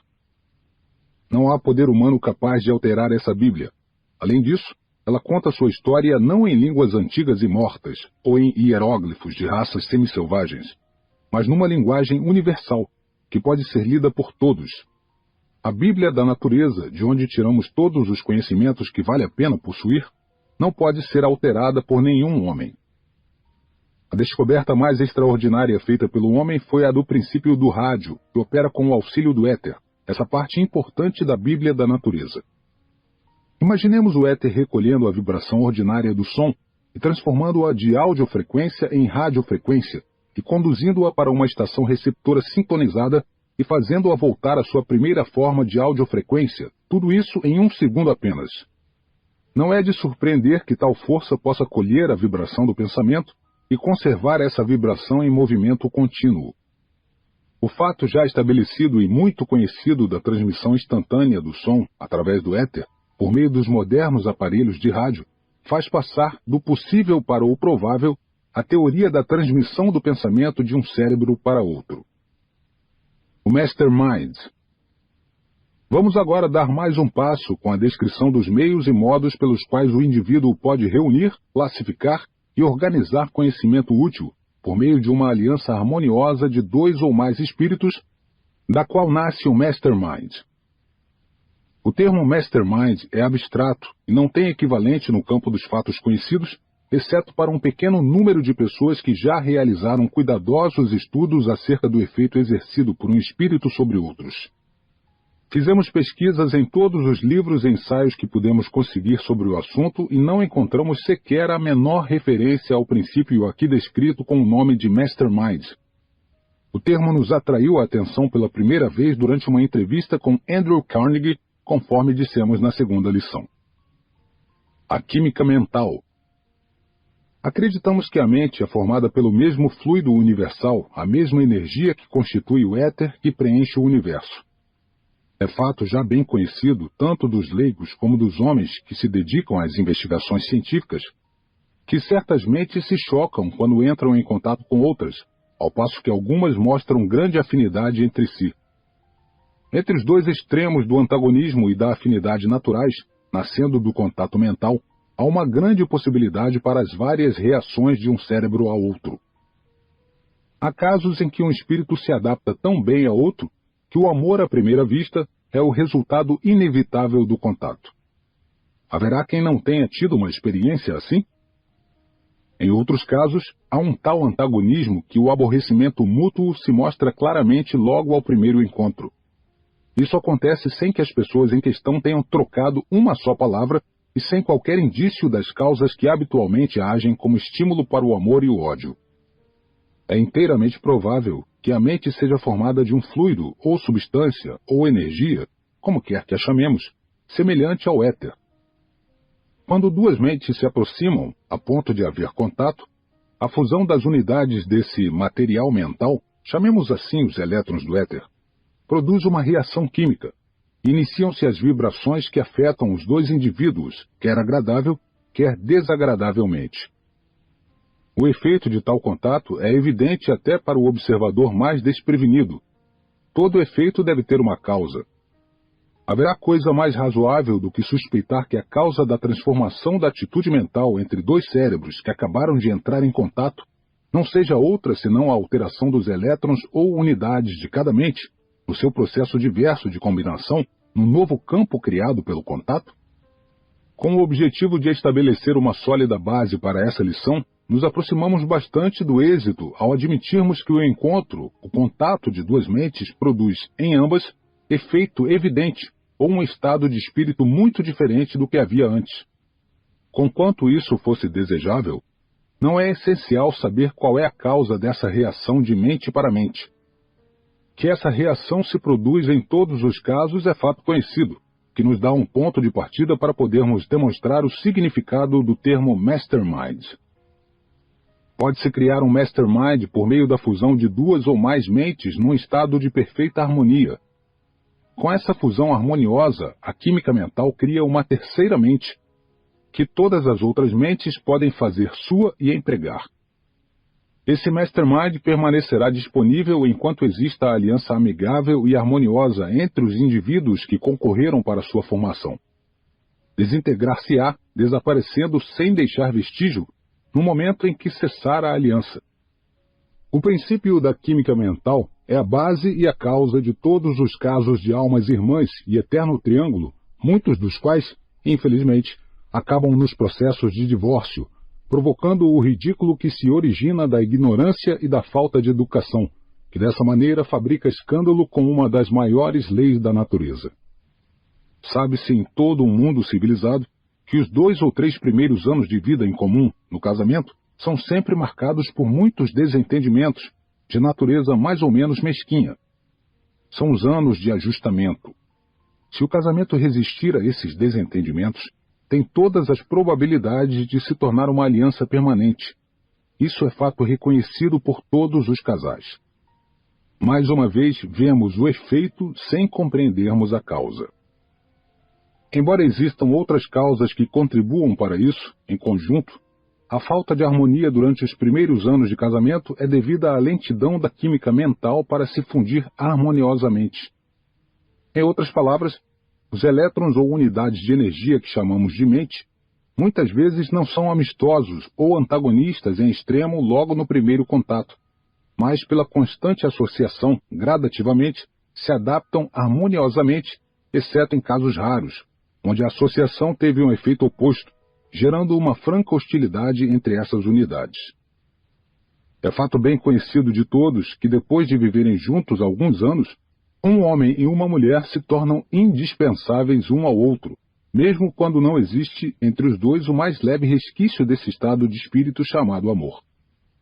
Além disso, essa associação e as relações sexuais não somente desenvolvem uma afinidade natural entre os dois espíritos, como também levam até mesmo os dois indivíduos a adquirir uma expressão semelhante de feições e a se parecer em muitas outras coisas. Um analista competente que penetre num grupo de estranhos onde se encontrem casais, sendo apresentado a um dos homens presentes, pode facilmente apontar a esposa desse. A expressão dos olhos, as linhas do rosto e o tom da voz dos dois cônjuges, tudo isso se torna bem semelhante depois de muitos anos de casamento. Tão marcado é o efeito da química mental humana que qualquer orador experimentado pode, com rapidez, interpretar o modo como o auditório recebe as suas palavras. O antagonismo de um só espírito entre 1000 pessoas pode ser prontamente captado pelo orador que sabe sentir e registrar os seus efeitos. Além disso, o orador pode fazer essas interpretações sem observar a expressão fisionômica dos que o ouvem ou ser, de qualquer maneira, influenciado por ela. Dessa maneira, um auditório pode fazer um orador elevar-se aos píncaros da eloquência ou levá-lo ao fracasso, sem dizer uma palavra, sem dar a menor demonstração de satisfação ou de desagrado por meio dos traços fisionômicos. Todo vendedor experimentado conhece o momento psicológico de fechar um negócio, não pelo que diz o cliente em perspectiva, mas interpretando e sentindo os efeitos da sua química mental. As palavras muitas vezes escondem as intenções dos que as pronunciam, mas uma interpretação correta da química mental não deixa saída para tal possibilidade. Todos os vendedores hábeis sabem muito bem que a maioria dos compradores tem por hábito apresentar uma atitude negativa até o momento de efetuar a compra. Se você não acredita em cooperação, veja o que acontece com um vagão que perde uma roda. Não há um advogado que não desenvolva um sexto sentido, que torna possível para ele abrir o caminho através das palavras de uma testemunha inteligente que esteja mentindo e interpretar por meio da química mental o seu verdadeiro pensamento. Muitos advogados têm desenvolvido essa habilidade sem saber de onde ela se origina. Possuem a técnica sem a compreender cientificamente. O mesmo tem acontecido com vários vendedores. O indivíduo dotado da arte de interpretar corretamente a química mental dos outros pode, para se falar figuradamente, entrar pela porta principal da mansão de um dado espírito e despreocupadamente explorá-la toda, tomando nota de todos os detalhes, saindo em seguida com uma fotografia completa do interior do edifício, sem que o proprietário tivesse conhecimento de que recebia uma visita. Observar-se-á na lição sobre pensar com segurança que a esse princípio pode ser dado um emprego muito prático, relacionado com o princípio da química mental. Mas ele é citado apenas como uma aproximação para os princípios de maior importância contidos nessa lição. Dissemos já o bastante para a apresentação do princípio da química mental, e para provar, com o auxílio das experiências cotidianas do próprio leitor interessado e das observações acidentais, que no momento em que duas mentes se aproximam uma da outra, tem lugar uma transformação mental digna de nota, registrando-se algumas vezes sob a forma de antagonismo e outras sob a forma de amizade. Toda mente possui o que se poderia chamar de campo elétrico. A natureza desse campo varia de acordo com o humor da mente e com a natureza da química mental que produz o campo elétrico a que nos referimos. Acreditamos que a condição normal ou natural da química mental de qualquer indivíduo é o resultado da sua herança física mais a natureza dos pensamentos que dominaram o seu espírito, que cada mente está em contínua transformação, a tal ponto que a filosofia particular da pessoa e os seus modos de pensar modificam sua química mental. É nossa crença que esses princípios são verdadeiros, que qualquer pessoa pode voluntariamente modificar sua química mental, a ponto de atrair ou repelir todos aqueles com que entra em contato. Isso é fato conhecido. Em outras palavras, qualquer pessoa pode assumir uma atitude mental capaz de atrair e agradar, ou, pelo contrário, de gerar antagonismo, e isso sem o auxílio das palavras, da expressão do rosto ou de qualquer movimento ou gesto. Volte-se agora à definição do Mastermind. Uma mente que nasce da fusão e coordenação de duas ou mais mentes, num espírito de perfeita harmonia, e se aprenderá o significado completo da palavra harmonia. Dois espíritos não se fundem nem podem ser coordenados a menos que esteja presente o elemento da perfeita harmonia, pois nele repousa o segredo do triunfo ou do fracasso de todas as uniões, quer no campo comercial, quer no social. Todos os gerentes de casas comerciais, todos os comandantes militares, todos os dirigentes, em suma, em qualquer setor da vida, compreendem a necessidade imperiosa do que os franceses chamam de esprit de corps, espírito de compreensão comum e de cooperação em busca do êxito. Esse espírito de harmonia e de propósito em conjunto é obtido pela disciplina, voluntária ou forçada, de tal modo que as mentes se fundem num novo espírito, que decidimos chamar de Mastermind, o que significa que a química mental é modificada a tal ponto que todas as mentes se fundem e funcionam como uma só. Os métodos por meio dos quais esse processo de fusão se verifica são tão numerosos como os indivíduos empenhados nas várias formas de liderança. Cada líder tem o seu método próprio de coordenar o espírito dos seguidores. Um empregará a força, outro preferirá a persuasão. Este agirá com a ameaça dos castigos, ao passo que outro prometerá recompensas, a fim de reduzir as mentes dos indivíduos de um dado grupo de pessoas a ponto de poderem ser fundidas. O leitor não precisará estudar a fundo a história da diplomacia, da política, do comércio ou das finanças, para descobrir a técnica empregada pelos dirigentes nesses diversos campos para o processo de fusão dos espíritos a fim de formar um espírito de massa. Todos os chefes realmente poderosos foram providos pela natureza de uma combinação de química mental favorável como um núcleo de atração para outros espíritos. Napoleão foi um exemplo notável de homem dotado de uma espécie de espírito magnético, com uma tendência decidida para atrair todos os espíritos com os quais entrava em contato. Os seus soldados o seguiam certos de que se encaminhavam para a morte, sem vacilar. Isso devido à natureza da sua personalidade, que impelia ou atraía, e essa personalidade nada mais era do que a sua química mental. Nenhum grupo de espíritos pode ser fundido num mastermind se um dos indivíduos desse grupo possuir um desses espíritos negativos que tudo repele. Mentes negativas e positivas não se podem fundir no espírito que descrevemos aqui como mastermind. A ignorância desse fato tem levado ao fracasso muitas pessoas que de outra maneira seriam hábeis dirigentes. Qualquer líder capaz, que compreenda o princípio da química mental, pode conseguir uma associação mental provisória com qualquer grupo de pessoas, formando assim um espírito de massa, mas essa unidade se desintegrará logo que o chefe se afastar do grupo. As mais prósperas companhias de seguro de vida, bem como outras firmas importantes, convocam seus vendedores para uma ou mais reuniões todas as semanas. Com que objetivo? Com o objetivo de fundir todas as opiniões no mastermind que durante alguns dias servirá de estímulo para cada mente em particular.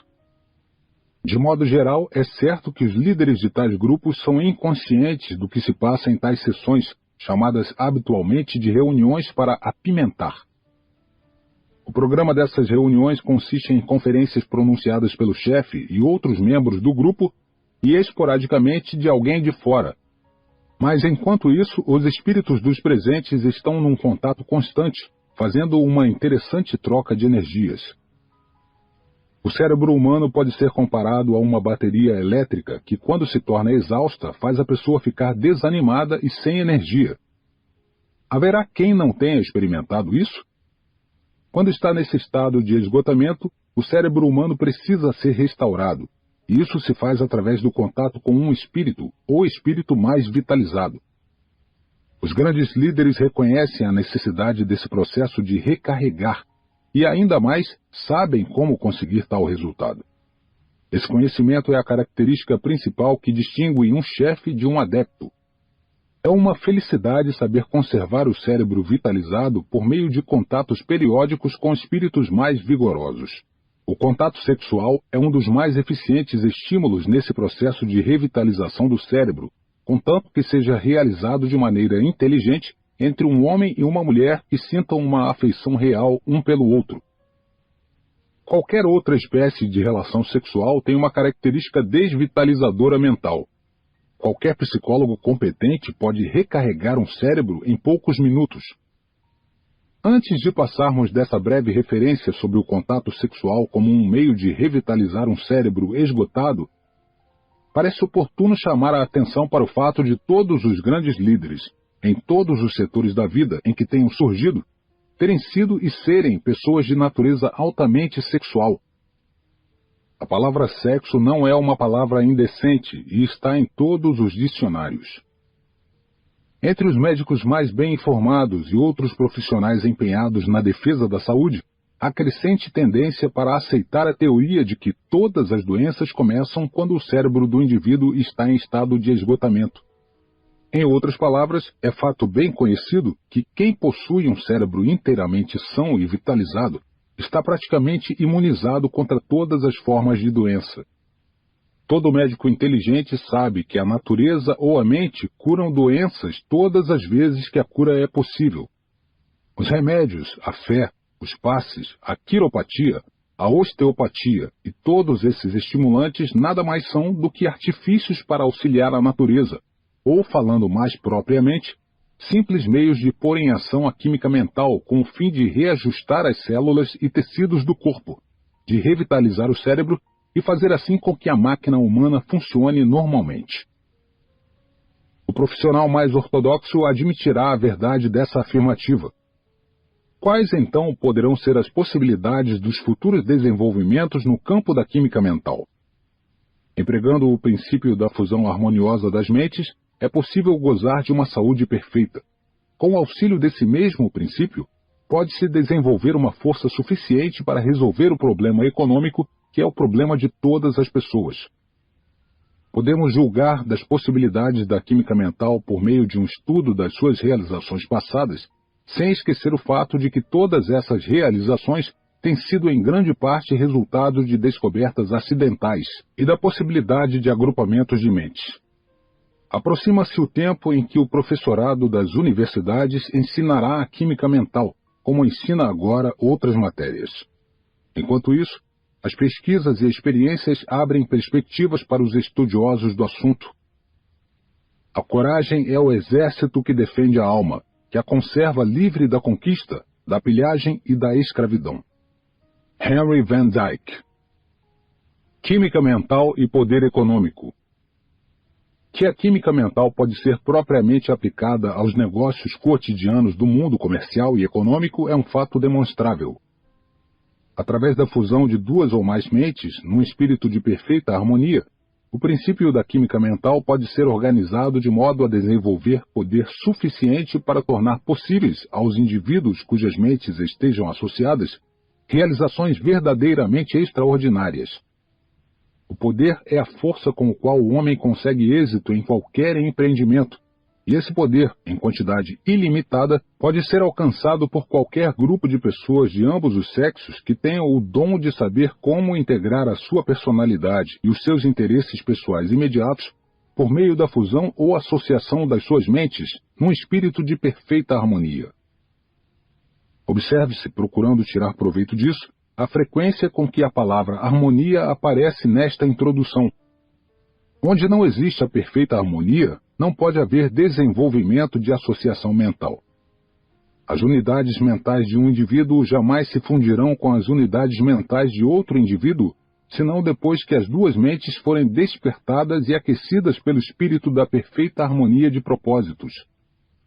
Desde o instante em que duas mentes trilham estradas diferentes de interesse, as unidades mentais de cada indivíduo operam separadamente, desintegrando-se o terceiro elemento, conhecido como Mastermind, que nasceu e cresceu dessa aliança amistosa ou harmoniosa.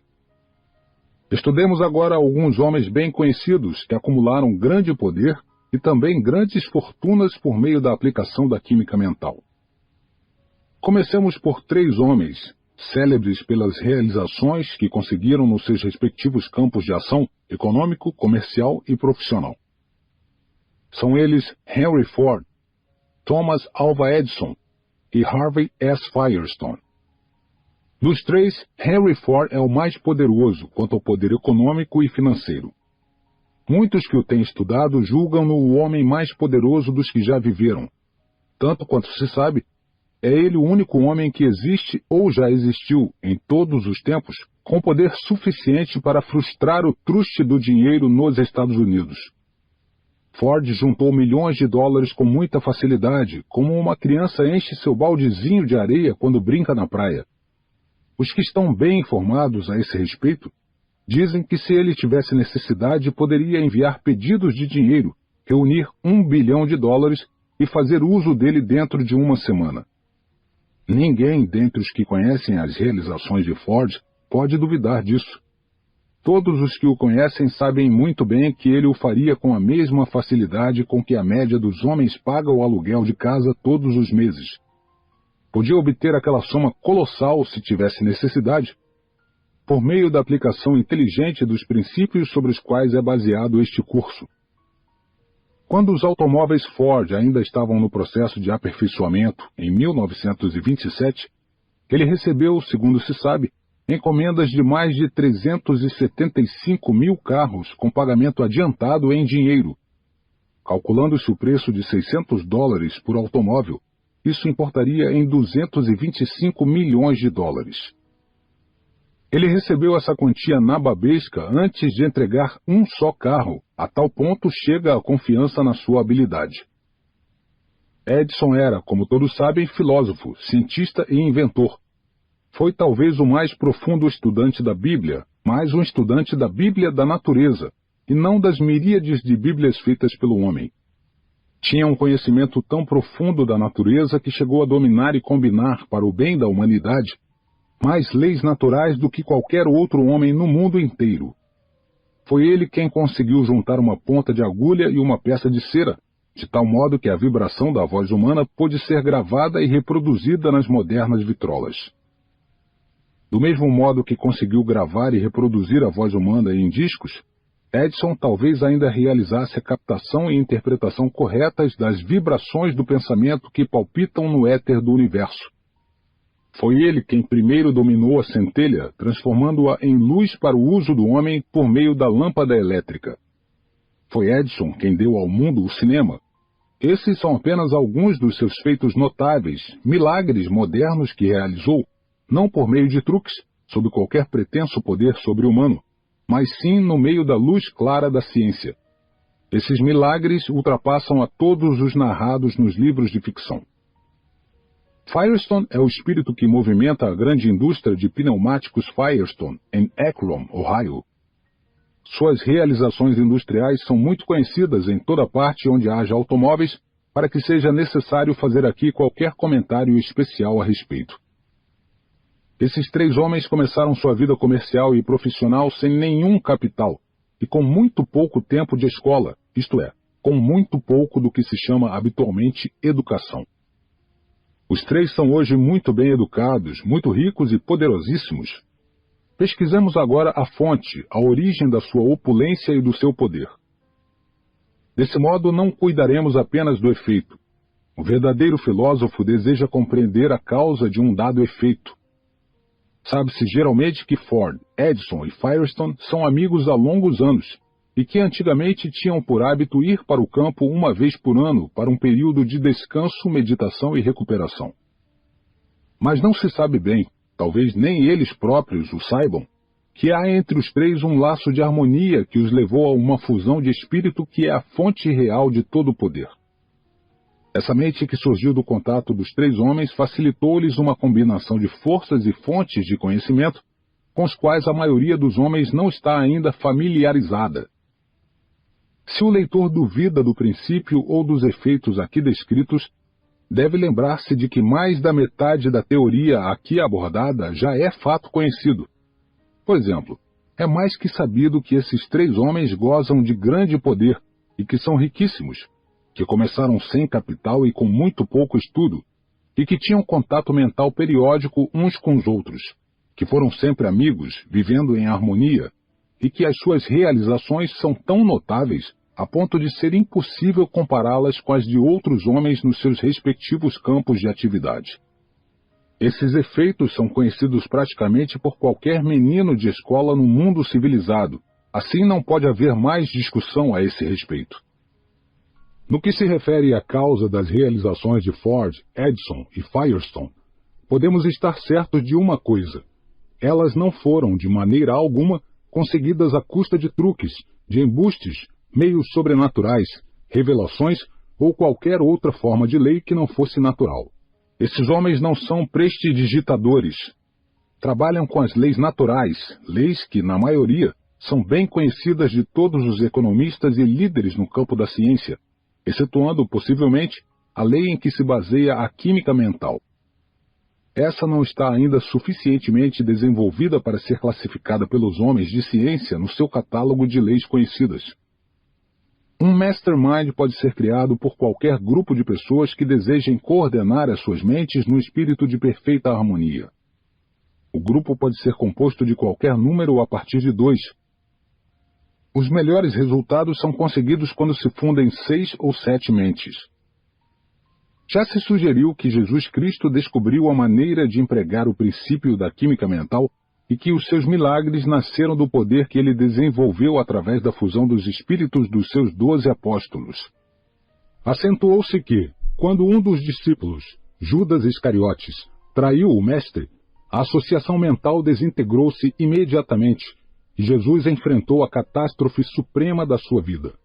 Quando 2 ou mais pessoas se harmonizam em espírito e produzem o efeito conhecido por mastermind, cada componente do grupo se torna investido de poder de entrar em contato e adquirir conhecimentos através do subconsciente de todos os outros membros. Esse poder se torna logo patente, tendo por efeito estimular a mente a um grau superior de vibração, evidenciando-se assim na forma de uma imaginação mais viva e a consciência de que parece ser um 6º sentido. É através desse 6º sentido que as novas ideias surgem na mente. Essas ideias assumem a natureza e a forma do assunto predominante no espírito do indivíduo. Se todo o grupo se reuniu com o propósito de discutir um dado assunto, as ideias relativas a esse assunto aparecerão no espírito de todos os presentes, como se uma influência externa as tivesse ditado. Os espíritos dos que participam dessa associação mental tornam-se magnetos, atraindo ideias e pensamentos de uma natureza superiormente organizada e prática, de onde ninguém sabe. Os homens deixam de nos interessar quando descobrimos suas limitações. O único pecado é a limitação. Logo que se descobrem as limitações de um homem, ele está abandonado. Emerson. Pode-se comparar o processo de fusão mental com o ato do indivíduo que liga muitas baterias elétricas a um simples fio transmissor. Assim, toda a força passa apenas por aí. Cada bateria aumenta o poder que passa por essa linha por meio do acréscimo da quantidade de energia que conduz. O mesmo acontece no caso da associação mental para formar o Mastermind. Cada espírito, por meio do princípio da química mental, estimula todos os outros espíritos que compõem o grupo. E assim a energia se torna tão intensa a ponto de penetrar a energia universal que se chama éter, a qual, por sua vez, toca em cada átomo do universo inteiro. O moderno aparelho de radiosubstância, em grande parte, a teoria aqui exposta. É preciso construir poderosas estações transmissoras a fim de que a vibração do som possa ser controlada e assim captada pela energia muito mais vibrátil do éter, sendo finalmente conduzida em todas as direções. Uma associação mental composta de muitos espíritos, de maneira a produzir uma forte energia vibradora, constitui quase que a reprodução exata de uma estação de broadcasting. Não há orador que não tenha sentido a influência da química mental, pois é fato bem conhecido que num auditório, logo que os espíritos entram en rapport, há um aumento de entusiasmo na mente do orador, que muitas vezes se dá a roubos de oratória que causam surpresa a ele próprio. Geralmente, os primeiros 5 ou 10 minutos de qualquer discurso são dedicados a aquecer o auditório, isto é, ao processo por meio do qual a mente do orador e a dos assistentes se fundem num espírito de perfeita harmonia. Todos os oradores sabem o que acontece quando esse estado de perfeita harmonia não se verifica numa parte do auditório. Os fenômenos de aparência sobrenatural que ocorrem nas reuniões espíritas são o resultado da reação que os espíritos dos assistentes produzem uns sobre os outros. Esses fenômenos se verificam depois de 10 ou 20 minutos pelo simples motivo de que esse é o tempo exigido pelas mentes para se tornarem fundidas, associadas ou harmonizadas. As mensagens recebidas pelos membros das reuniões espíritas emanam provavelmente de 2 fontes a saber: dos vastos reservatórios do subconsciente de qualquer dos membros do grupo ou do reservatório universal do éter, nos quais é mais do que provável toda a vibração do pensamento é conservada. Não há lei natural ou raciocínio humano que vá em apoio da teoria das comunicações com pessoas que já morreram. Como é sabido, qualquer indivíduo pode explorar as reservas de conhecimentos do espírito de outra pessoa mediante o princípio da química mental, e parece razoável supor que essa força pode ser estendida e entrar em contato com quaisquer vibrações que se encontrem no éter. A teoria segundo a qual todas as vibrações superiores e mais refinadas, como as que nascem do pensamento, são conservadas no éter, origina-se do fato bem conhecido de que nem a matéria, nem a energia, os 2 elementos conhecidos do universo, podem ser criadas ou destruídas. É razoável supor que todas as vibrações transmitidas de maneira a poderem ser captadas e absorvidas no éter prosseguirão eternamente. As vibrações mais baixas, que não se misturam ou que não entram em contato com o éter, têm provavelmente uma vida natural e morrem. Todos os chamados gênios provavelmente adquiriram sua reputação porque, por mera chance ou de outra maneira, formaram alianças com outros espíritos que lhes facilitaram emitir suas próprias vibrações mentais para um ponto onde pudessem entrar em contato com o grande templo do conhecimento, registrado no éter do universo. Todos os grandes gênios, tanto quanto é possível deduzir dos fatos colhidos, eram pessoas de elevada sexualidade. O fato de ser o contato sexual o maior estimulante conhecido vem em apoio da teoria aqui apresentada. Investigando a fonte do poder econômico, tal como é manifestada pelas realizações de vários homens no domínio dos negócios, estudemos o caso do Grupo de Chicago, conhecido por Big Six, 6 grandes, constituídos por William Wrigley Jr., proprietário do negócio de gomas de mascar que traz o seu nome e cuja renda individual se diz ser de mais de 15 milhões de dólares. John R. Thompson, dono de uma rede de restaurantes com seu nome. Lasker, dono da agência de publicidade Lord & Thompson.